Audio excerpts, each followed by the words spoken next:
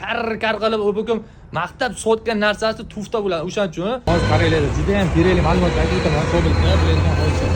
Ya'ni bu joyga reli qo'yilgan Kobelt. Endi bu video asosan ustakalarimizni qiynaladiganini ko'rib, bu videoda olmasam bo'lmadi. O'shaning uchun do'stlarga maslahat beraman. Videoda oxirigacha ko'rib ko'rsalaring, inshaalloh foydasi tegadi.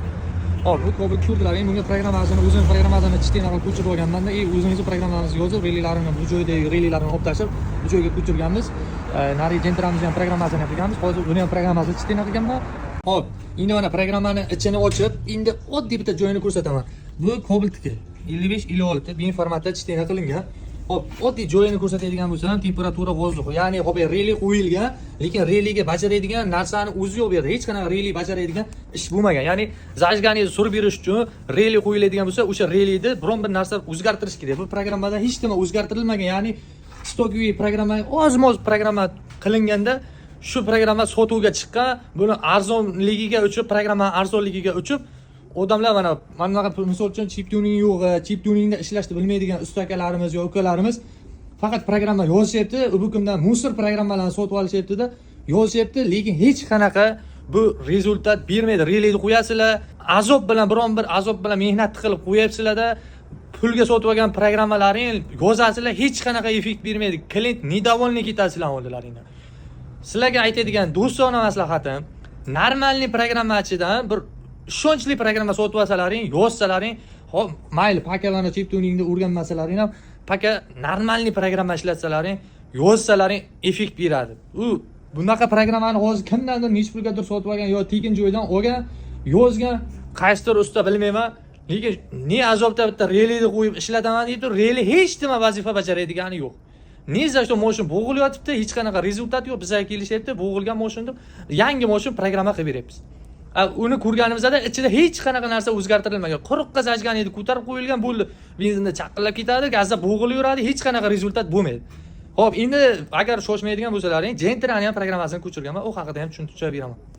Xo'p, mana Gentra avtomat коробка chitinasi, mana 1090. Ограничение olib tashilgan, gaz pedal chuvsvetili, unga ham reli qo'yilgan, -40 lik reli qo'yilganda, lekin -40 lik hech qanaqa bajaradigan shu hozir ko'rsatadigan joyim gaz pedalda chuvsvetili. Bunday kelyapti-da, bir arada yo'qolib qolyapti-da gaz pedal. Keyin yana davom ettirib ketyapti yo'limda. Bu nimaga olib keladi? Bu siltashga olib keladi. Mashinada haydab ketadigan odam mashin avtomat bo'lishiga qaramasdan siltalanadi mashin. Na yurishda tayini bu. Prosta tak ограничение olib tashilgan 3,5 mingdan o'tkitda turgan joyda gazni bossa, van qiladi. Bu yerda yurishda natija bo'lmaydi. Lekin yurganda ham siltalab yurishi mana shu aynan programmadan bo'lib chiqadi. Buni ham kimdir sotib olib, keyin buni programma yasashni bilmaydigan odam sotib olgan kimdandir, keyin yo tekin joydan olgan, keyin mashinlarga yozyapti, klientlar недовольный, hech qanday довольный bo'lmaydi. Sababi tufta programmalarni quruqqa sotib olmaylar.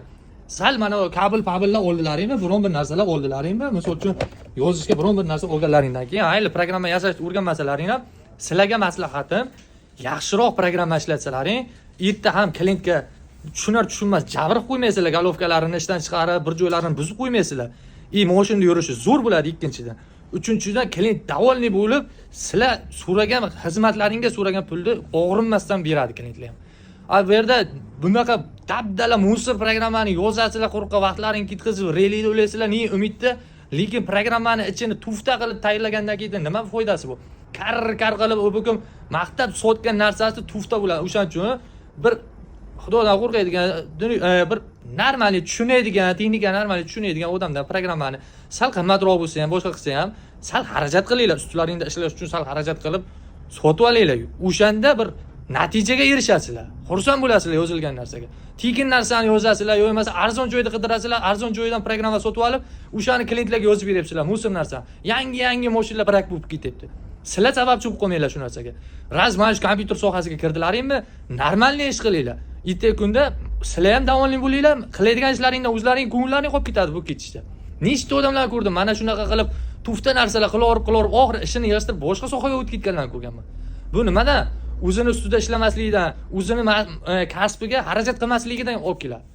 Oz bo'lsa-da xarajat qilinglar, boshqa qilinglar, ana o'shanda rezultat beradi. Shunaqa gap akalar. Normalniy programma yozilsa, mashin idealniy bo'ladi, programmada qaytib muammo bo'lmaydi. Keyin sizlar ham mazza qilib, ko'ngillarning xotirjam klient jo'natib olasizlar. Maslahatim, normalniy xarajat qilsalaring, o'shanda rezultat beradi. Joylaringiz sog' bo'lsa, charchab qolmanglar.